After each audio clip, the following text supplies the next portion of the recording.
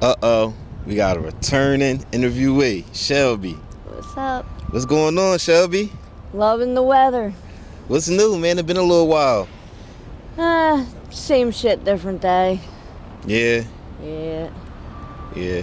Well, for those that are newly introduced to you, Shelby, even though you've been on the platform a couple times, give a brief description about yourself, your age, where you from. Let them know what's up. Just turned 30 a couple months ago. I'm from Delaware State, not Delaware County, and not Wilmington, Dover. Okay. What's the difference between Wilmington and Dover? Dover is a lot nicer. It's calmer. Wilmington is like the Kensington of Delaware. Oh, wow. I don't think Wilmington is that bad. I've been there a couple of times. It definitely ain't wrong. Dover. He said it definitely ain't Dover. All right, well, you still out here in Kensington, Shelby. I thought you would leave this place, man. No. Me and my boyfriend are looking into rehabs right now. Really? Oh, man. There's a place called Beacon Point. It's actually right down here. It's pretty good? Yeah, that's what I heard. Yeah. I hope you guys get in there. Is it like a couple rehab, couples joint? That's what we were looking for. Okay. Y'all do it together, man. How's your living circumstances now? Bouncing train station to train station. The weather's getting nicer, so, it makes it a little more comfortable to be outside. Yeah. Oh, so you've been living in the train stations lately? Yeah.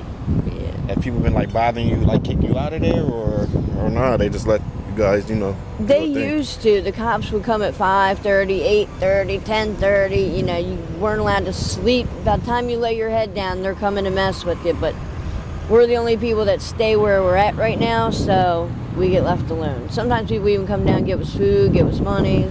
Okay. It's pretty chill. So what's new, Shelby? What's been going on in the city? Well, the cops are cracking down really bad, so it's getting kind of rough out here. That's kind of why we're, trying to push to get into a rehab. That was making it a little uncomfortable for you guys, huh?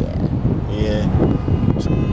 Are you upset about that, or you think they just doing their job, trying to clean the streets up? I know they're doing what they got to do. They got their families to feed too. They're just trying to support their, support themselves, support their people. Same thing we are. We're all in the same situation, whether choose to acknowledge it or not.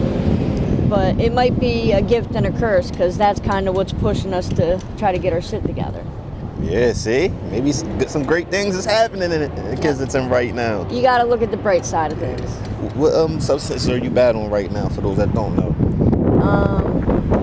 Dope and hard. I've kind of left the hard alone a little bit since money's getting kind of tight. Yeah. And I switched over from shooting to smoking, so, one step at a time. Okay. What made you do that switch up? Which I think is good. With it being cold, it was getting really hard to hit, so I was just wasting money, wasn't getting well. It was kind of redundant. Yeah. Alright, that's great, man. So, you said money's getting tight now.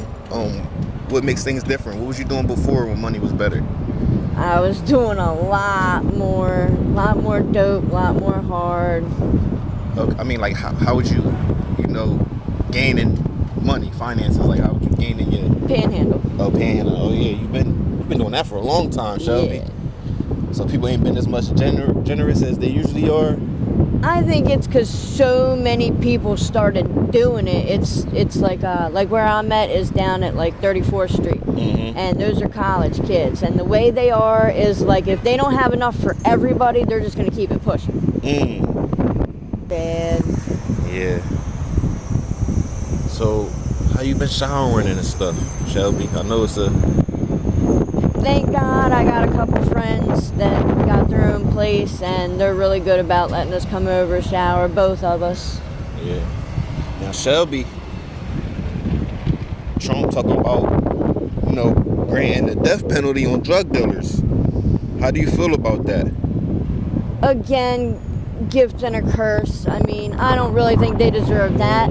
Again, they got their families to support. They're just trying to do what they got to do too. So that's a little harsh, if you ask me.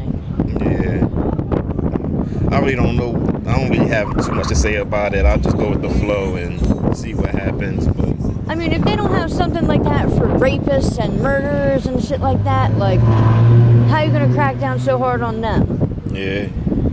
Are you friends with some of the dealers, or cool with some of them, or not really? A couple. Yeah. It's more of a business relationship. How you treat it when you cop up? Just like anybody else. I mean, a lot of them have respect. You know, they know how to supply, demand, whatever. Okay. But, you know, the way I am is if you're going to treat me like an addict, you know, some of them get real disrespectful. I won't cop there no more. I'll go to the next corner. I know that's right. Has any changes been happening in the city since it's been Ramadan? You been seeing any, you know? That's actually been pretty good for money.